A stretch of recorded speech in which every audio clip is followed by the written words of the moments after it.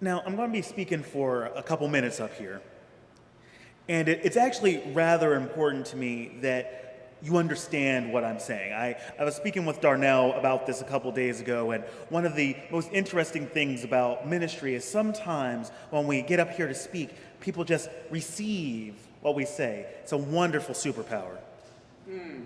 However, I actually want you to do what I am asking you to do. And you cannot do that if you do not know what I am saying. So, if at any point it gets a little confusing and I have a tendency to use some words that are theological or a little heavy or have too many syllables from time to time, I've gone to a lot of school. I want you to just put up your little paw, just put up your hand. In my culture, sometimes in the church, they say, "Pastor, make it plain." And you can ask me to make it plain. There's no shame. There's no shame in admitting that you don't know a word. I don't always know all the nuances of all the words I'm using either. But I want you to understand what I'm saying, because that's the only way that you're going to be able to take the actions I'm requesting of you. Does this make sense? Yeah. All right, so interrupt me. You won't ruin my flow. I'm letting the Spirit move through me anyway. I preach from notes. It's all good. So how many of you are familiar with Article 2 of our bylaws in the Unitarian Universalist Association? Carson, put your hand down. I see a few of you who know and are familiar with it. For those of you who are new to Unitarian Universalism or maybe just don't really read bylaws, that's okay. They can be long and boring. Article 2 in most nonprofit bylaws is an identity clause. It's an identity statement. It talks about what the organization is, why they do that, what your missional values are, those types of things. And we have something just like that. Your congregation probably has something very similar. At the national level, we also have this great big statement of who we are and who we mean to be in the world. It is the same article that contains our principles and purposes. So the piece about the inherent worth and dignity of every person, the search for truth and meaning that is free and responsible in nature, those types of things. Well, since we are a non-creedal faith, since we don't require that everyone believe or ascribe to the same set of beliefs, we require ourselves at the same time to look at our own identity at a minimum of every 15 years, just in case we start to believe that what people set up about 20 or 30 years ago is what we're going to do forever. It's interesting. I don't know of too many other denominations that specifically require us to look at our identity that way, but we do. We do, again, because we want to make sure that we're not fossilizing beliefs that aren't going to work for us in the long run. We're trying to become good and respected ancestors. Making these changes is difficult because, honestly, the principles aren't horrible. They are easy to communicate sometimes. They're easy to list off. There are 7 of them. There are 6 sources. You can tell people, yes, this is what we do. We've made copious religious education curricula around them. But if the people of 1985 had all the wisdom of what was going to work for us forever and always, I think we'd already be in the beloved community. Does anyone think that in 1985 we had a special version of wisdom that we're less able to access right now in 2023? Anyone think that? All right, so that's why we're doing these types of things. It also helps us to get clear about who we are. Now, it's important that we're clear about who we are so that people who don't know about us can find us. And most importantly, so that people who have already found us know where to find others like us. We have a religion, we have a faith tradition that is about being in community and working together. So we need to find who we're supposed to be working with so that we can work with more people. To do that, we have to be clear about who we are. Clarity about who we are also requires that we are clear about who we were. We are telling a story from the moment we are born to the moments we take our last breaths, wherever we come from in the past, wherever we go to in the future. We're part of a story that was being written before we took that first breath. The story continues with or without us after that last breath. And in every moment of writing the story, we get to say, maybe it's time for a semicolon. Maybe it's time for a comma, or that most beautiful of fiction tricks. Just put a little ellipsis in between paragraphs and write a new story. We can do that. We can do that. And that's why we have to be clear about who we are, because we need to know which stories we want to tell.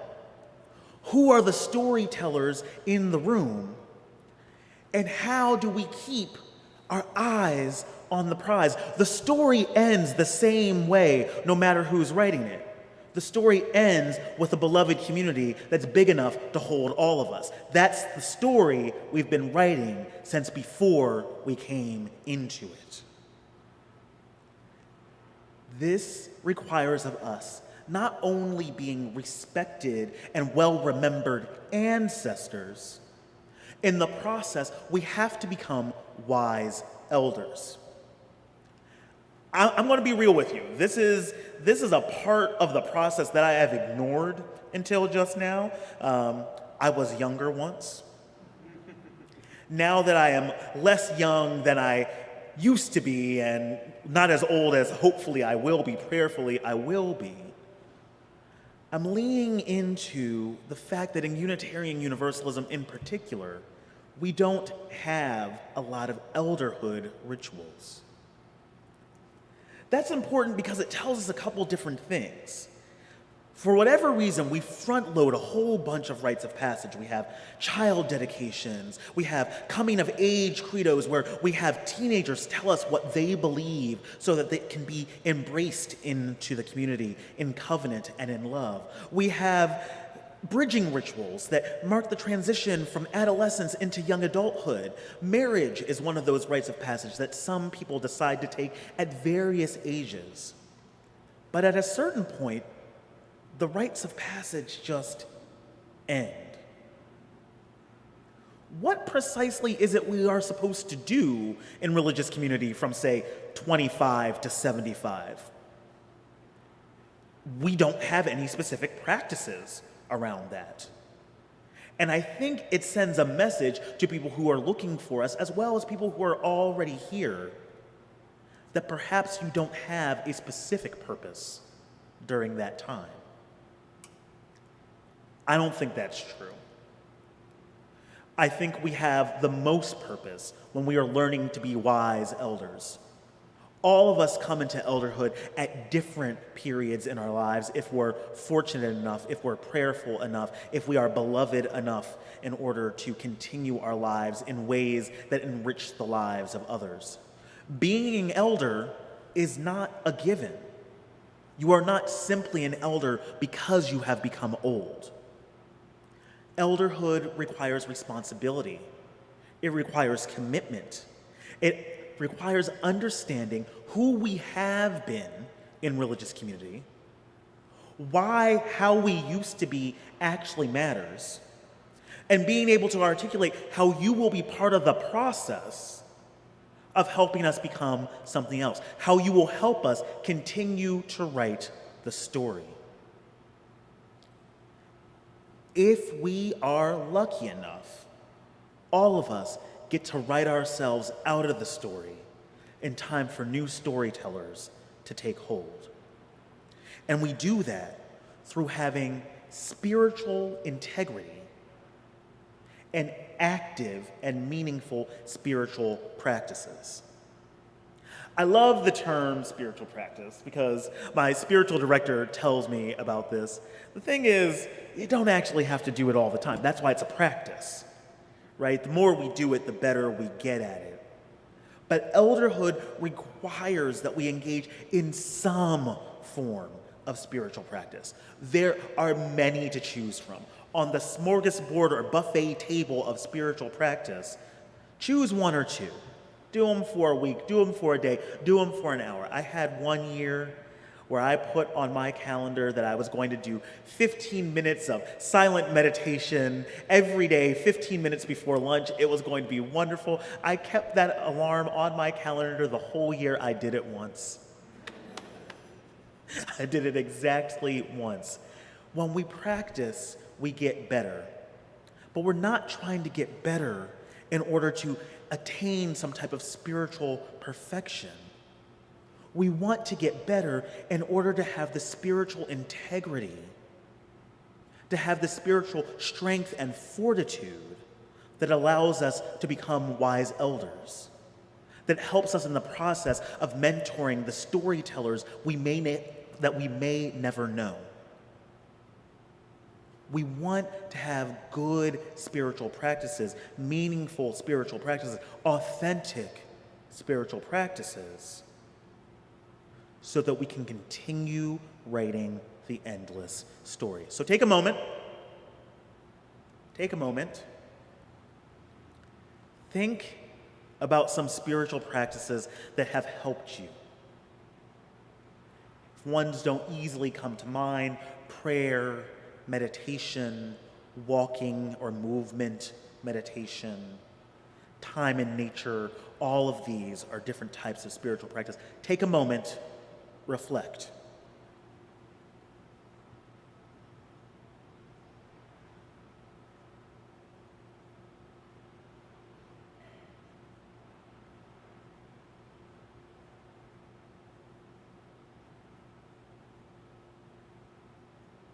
Who needs more time? You good? All right. Now that you have that spiritual practice, I want you to choose in this moment, in this week, will you commit to engaging with that spiritual practice? Or maybe you can try on a different spiritual practice, the one that the changes in our identity statement are inviting us to, of love as a spiritual practice. If you've seen our new graphic that lists 6 different values with love at the center, what is most powerful in that graphic, as well as in the writing that supports it, is we never define the term love. This is curious because research has shown us, the Pew Research Institute has told us that Unitarian Universalists talk about love more than any other religion. We talk about it all the time, but remember how I was talking about how we need to be clear about who we are and what we mean? We need to be clear with what we mean about love as well. I have no definition to offer today. That's not my work. But I do want to invite us into understanding love as a spiritual practice, love as something we can get better at, love as something we can move towards more integrity and strength in utilizing. When we think about the spiritual practices that you just brought to mind, what are some of the things that you need to do in order to engage that spiritual practice? You can shout it out. I'll repeat it in the mic. Singing, quiet. Interesting how those go together, right? Quiet is not just the absence of sound, it is the presence of the divine. Communicating, reading. So what I'm hearing in some of these is you need space. You need a physical space sometimes to do those. You need a moment in time to actually practice it. I think you can sing just about anywhere, but sometimes our neighbors don't agree, right? Art? Oh, yes. So sometimes you need special materials or supplies or the right space, a firm board to write on, something like that. There are special tools, there are special spaces, there are special ways that we have to go about engaging a spiritual practice. The same is true when we consider love as a spiritual practice. So some things that love as a spiritual practice might look like are practicing compassion for self and others. How do you give yourself the time and the space to be gentle with yourself? How do you practice frequently enough to be gentle with others? When is that time and place? Some people, it's hard to be around, and it's going to be more difficult for you to be compassionate. You don't have to be compassionate with every person in every moment. You just need to move toward being more compassionate with yourself and others over time. Does that make sense? We haven't already arrived in the beloved community. We're trying to move toward that, so all we have to do is keep moving forward. All we have to do is keep writing the story. We might practice accountability and repair. Accountability requires us to acknowledge when we've done harm to others or when others have done harm to us, and to repair means to put things back together. But sometimes the harm is so great that it's actually just evidence that things were never right in the first place. And you don't want to put that back together, do you? That's when we use love as a practice of transformation.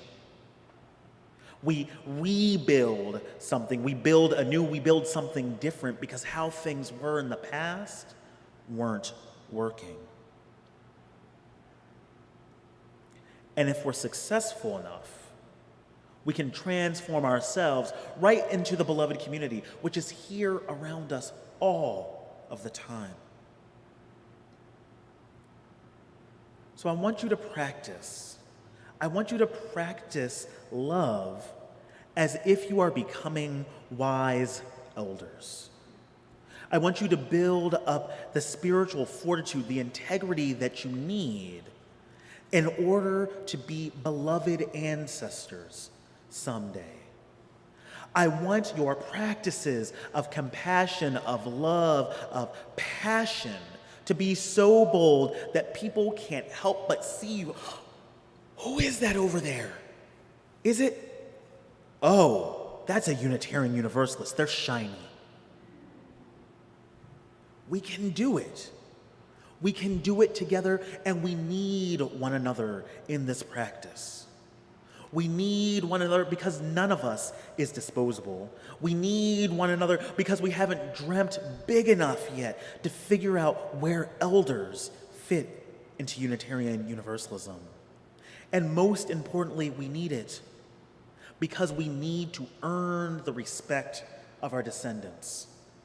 Let it not be said of us, let it not be said in this time that we failed to love passionately enough, that the story just stopped.